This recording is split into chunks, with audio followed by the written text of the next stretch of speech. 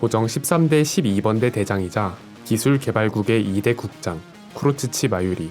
그는 항상 괴상한 분장으로 등장하는 매드 사이언티스트입니다. 작중에서 다양한 발명품을 만들어내고 전투에도 활용하는 등 엄청난 기술력을 보여주었는데요. 과연 그는 얼마나 강력했을까요? 그리고 그는 어떤 이야기를 가지고 있을까요? 간디 채널의 블리치 이야기, 마유리 편, 지금 바로 시작합니다.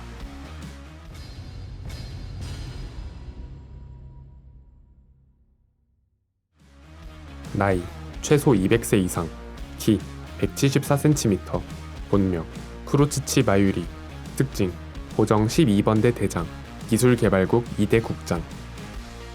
마유리는 늘 독특한 외형으로 다닙니다. 작중에서 에피소드가 달라질 때마다 마유리의 분장이나 장식이 바뀌는 것도 나름의 포인트였는데요. 과거에는 뾰족한 귀에 안대 같은 분장 외에 장식은 없었지만 소울 소사이어티 편에서는 삼각형으로 뾰족하고 접시 같은 모자를 썼고, 아랑칼 편에서는 사냥뿔 같은 헤어스타일과 가면을 썼으며, 천년혈전에서는 해바라기 스타일을 지녔고, 완결 시점에는 장수풍뎅이와 비슷한 모습을 하고 있습니다. 어디까지나 분장과 장식이므로 자기 전엔 분장을 지운다고 하며 매일 아침에 본인이 직접 분장을 그리는 것이라 합니다. 그런데 분장을 지우면 귓바퀴가 잘려있다는 점 외엔 의외로 멀쩡하게 생긴 미남입니다. 손톱은 파란색을 띠는데 오른쪽 가운데 손가락의 손톱만 이상하리만큼 길게 자란 채로 유지합니다. 마유리는 작중 최초로 만해를 공개한 인물입니다. 하지만 마유리는 참백도를 적극 활용하는 대다수 사신과 달리 만해를 포함한 참백도의 능력을 시간벌이나 적을 분석하기 위한 수단 정도로만 사용하기 때문에 자신의 여러가지 발명품이나 약품을 기반으로 본인의 지략과 준비성이 더 두드러지는 편입니다.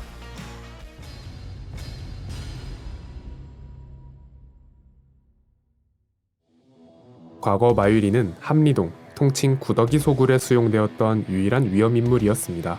심지어 그곳에서도 유일하게 철창에 갇혀있는 죄수였습니다. 당시 12번대 대장이었던 우라하라에게 스카우트 제의가 왔는데 처음에는 관심 없다며 거부하다가 우라하라가 자신이 죽으면 다음 국장은 당신이 될 것이라는 제안에 혹해 12번대의 삼석 자리를 받아들이며 출소하게 됩니다. 이후 9년 만에 호로아 사건이 터지면서 정말로 마유리가 2대 기술개발국 국장에 취임합니다. 소울 소사이어티 편에서 이치고 일행이 정령정에 도착하자 이치고에게 유별난 관심을 보이면서 만나려 했지만 켄파치가 이치고를 탐내자 한 발 뒤로 빠집니다. 그래서 마유리는 우류와 오리히메 쪽으로 눈을 돌립니다. 그 둘을 발견하고 자신의 부하를 폭사시켜 기습을 가했지만 오리히메가 막아내자 더욱 흥미를 느끼게 됩니다. 하지만 우류가 오리히메를 먼저 보내고 자신을 막아서자 마유리는 우류와 전투를 개시합니다. 전투 중 우류가 퀸시라는 사실이 드러나자 자신이 과거 이시다 소켄의 지원을 늦춰 죽게 만든 원흉이며 소켄을 비롯한 퀸시들의 혼백을 빼돌려 자신의 실험체로 삼았다고 우류를 도발합니다. 이를 듣고 개빡친 우류가 레트슈티를 전개하자 마유리도 만해, 금색 소세지장을 해방합니다. 블리치 최초로 선보인 만해였지만 우류가 화살 한 발로 마유리의 만해와 하반신을 동시에 날려버리면서 마유리는 액체로 변하는 약을 사용해 도주한 뒤 소울 소사이어티 편이 끝날 때까지 등장하지 않습니다. 아랑칼 편 중반부에서 웨코문도의 지원군으로 참전합니다. 마유리는 우류와 렌지가 있는 자에라폴로 그란츠 앞에 등장합니다. 자에라폴로는 마유리의 인형을 만들어 내장을 터뜨렸으나 마유리는 이전에 우류와 싸울 때 몰래 체내에 심어둔 영충을 통해 자에라폴로의 정보를 미리 습득하고 자신의 체내에 인공 내장을 준비해와 통하지 않았습니다. 이후 만해를 해방해 독을 뿌리고 자에라폴로를 먹어버렸지만 자에라폴로는 네무의 신체를 이용해 부활합니다. 하지만 네무의 몸을 통해 부활하는 과정에서 네무의 몸속에 심어뒀던 씨앗들이 자에라폴로의 몸에 그대로 흡수되어 버립니다. 하필 마유리가 심어뒀던 씨앗은 발음 아닌 초인약 1초라는 시간을 100년에 걸쳐 느낄 수 있게 만드는 효과를 지녀 원래는 25만 분의 1의 비율로 희석해 사용하는 게 정량이지만 자에라폴로는 당연히 원액을 꿀꺽하게 자에라폴로는 초인적인 동체 시력 등을 얻게 되었지만 육체가 전혀 따라잡지 못해 사실상 전투 불능 상태에 처했고 마유리는 자에라폴로의 가슴을 아주 천천히 칼로 찌르며 수천 년에 걸친 시간 동안 고통을 느끼는 죽음을 선사해줍니다. 전투를 마친 마유리는 자에라폴로의 연구실을 털어갔다고 합니다. 천년혈전편이 시작되면서 정체불명의 집단이 호로를 마구잡이로 학살하고 다니자 그런 짓을 하고 다닐 만한 존재는 퀸시밖에 없다고 추측합니다. 얼마 지나지 않아 퀸시들의 1차 침공이 시작되었고 사사키베의 죽음으로 암묵적으로 대장들의 만해 사용이 금지되었지만 다른 대장들이 에라 모르겠다 하고 만해를 해방하고 죄다 뺏기자 마유리는 왜 그걸 못 참느냐고 답답해서 돌아버립니다. 어쨌건 1차 침공이 끝나고 난 뒤 2차 침공이 시작되면서 자신의 앞에 등장한 아스킨이 시비를 겁니다. 하지만 함정일 것이라 눈치채고 따라가지 않으면서 태연하게 대응하자 아스킨은 마유리가 보통 얘기가 아니라며 순순히 물러섭니다. 얼마 지나지 않아 지젤이 좀비를 만들어 날뛰고 있을 무렵 눈이 부셔 제대로 쳐다볼 수 없을 만큼 찬란하게 빛나는 자태로 마유리가 등장하게 됩니다. 이후 마유리는 지젤과 좀비 대결을 펼치게 되는데 마유리가 좀비화시킨 아랑칼들을 부리던 와중 지젤에 의해 좀비가 된 토시로가 눈앞에 나타납니다. 이럴 수가, 너무 좋잖아. 보통은 대장이 좀비가 됐다니 하며 당황해야 하지만 마유리는 아무튼 정령정을 위한 것이라고 정당화하고 시험해보고 싶은 약이 몇 가지 있는데 받아주겠느냐며 한박 웃음을 지으며 토시로에게 다가갑니다. 마유리는 자신을 죽일 때마다 과거로 돌아가게 되는 시약을 투여했었고 시약의 부작용으로 토시로의 신경을 마비시켜 쓰러뜨린 뒤 혈액 성분을 바꾸는 약을 주입해 자신의 좀비로 바꿔버립니다. 이후 같은 방식으로 지젤의 좀비가 되어버린 켄세이와 로즈로도 자신의 좀비로 만들어서 페페에게 궁지에 몰린 벼쿠야를 구해주고 나중에 다 캡슐에 집어넣고 원래대로 치료해줍니다. 이후 마유리는 바르벨트 공략조에 참가합니다. 다른 일원들이 출발할 때 몰래 남아 따로 출발하려 했는데 화장실에 다녀오느라 늦은 켄파치와 뜻하지 않은 동행을 하게 됩니다. 둘은 우연히 페르니다를 만나게 되었고 페르니다의 능력에 당한 켄파치를 구해주면서 자신이 직접 페르니다와 전투에 들어가게 됩니다. 신경을 조종하는 페르니다와 아슬아슬한 공방을 주고받다가 개조 만에 금색 소세지장 마태복 인증체를 해방해 페르니다를 집어삼킵니다. 하지만 페르니다는 화살을 쏘아 뚫고 나온 뒤 신경이 달린 활을 쏘며 마유리를 몰아붙이면서 끝내 명중시킬 뻔했지만 네무가 뛰어들어 마유리를 구해줍니다. 이후 네무와 협력해 신경응고제를 주입하면서 페르니다를 몰아붙였지만 페르니다가 마태복 인증체의 능력을 흡수해 파괴하면서 네무가 육체 조직 붕괴가 올 정도로 신체 능력을 끌어올려 마유리를 구하고 자신의 혼백을 깎아낸 일격을 날립니다. 하지만 네무의 일격도 페르니다의 재생력에 무력화되었고 결국 네무는 페르니다의 신경 다발에 찔리면서 터져버립니다. 그 광경을 본 마유리는 크나큰 절망에 빠집니다. 그런데 그 순간 자에라폴로의 환영이 나타나 마유리에게 한 소리 합니다.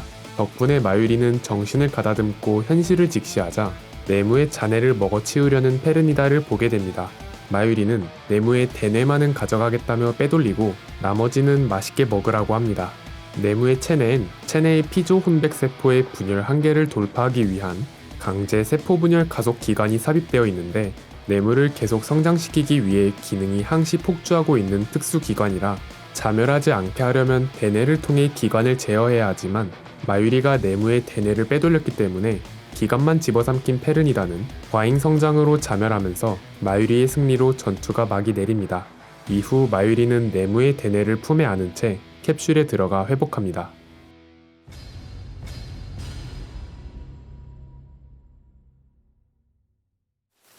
마유리의 참백도 해방 원령은 쥐어뜯어라 소세지장입니다. 시해는 소세지장, 만해는 금색 소세지장입니다. 해방 시 검신이 동자의 얼굴로 변하면서 세 개의 날이 뻗어 나옵니다. 동자의 입에선 동무가 뿜어져 나오며 칼날에도 독이 발라져 있는데 기본적으론 상대의 사지를 마비시키는 효과를 지녔다고 합니다. 하지만 참백도를 개조하면서 독 이외에도 여러 효과를 지닌 다양한 약품을 넣고 다닙니다. 마유리는 개조 만해를 가진 인물로 여러 형태의 만해를 보여줬습니다. 마유리는 과거 인공적으로 생명을 창조하는 네무리 프로젝트를 진행했고 네무리 5호를 개발하던 시절 참백도 개조를 터득했다고 합니다. 마유리는 자신의 참백도를 개조하면서 개조 만해를 얻게 되었다고 하며 이 공로를 인정받아 대장이 되었다고 합니다.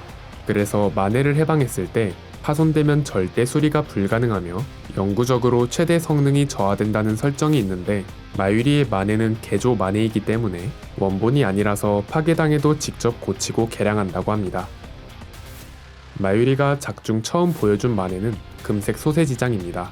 거대한 애벌레의 몸에 동자의 머리가 붙어있는 형상으로 해방 시 주변에 치사성 맹독을 퍼뜨립니다.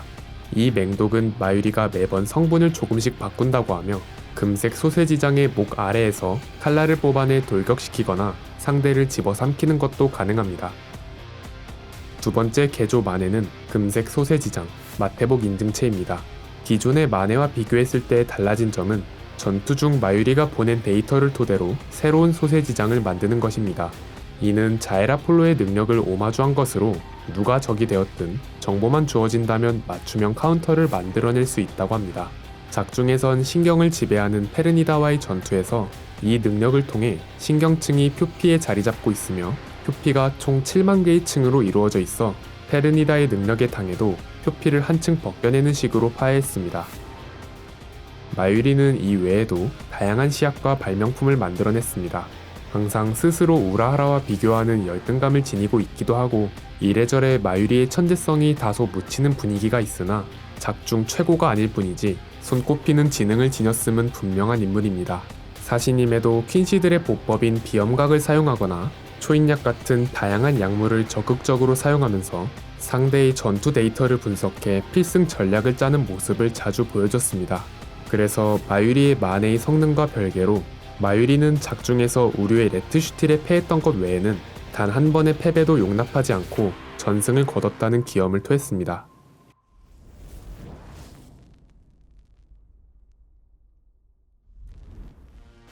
블리치의 매드 사이언티스트 쿠로츠치 마유리. 초반의 사이코스러운 행적과는 달리 후반부로 갈수록 오히려 정령정을 지키려는 책임감이나 이래저래 동료 사신들을 구해주는 장면들이 많이 보이면서 기존의 막장 이미지를 탈피하나 했지만 천년혈전이 끝나고 실험체로 쓰기 위해 퀸시들의 시체를 모았다고 합니다. 오히려 한결같은 모습이 다시 돌아와서 보기 좋네요. 긴 영상 시청 감사드리고 저희는 간디 채널이었습니다. 감사합니다.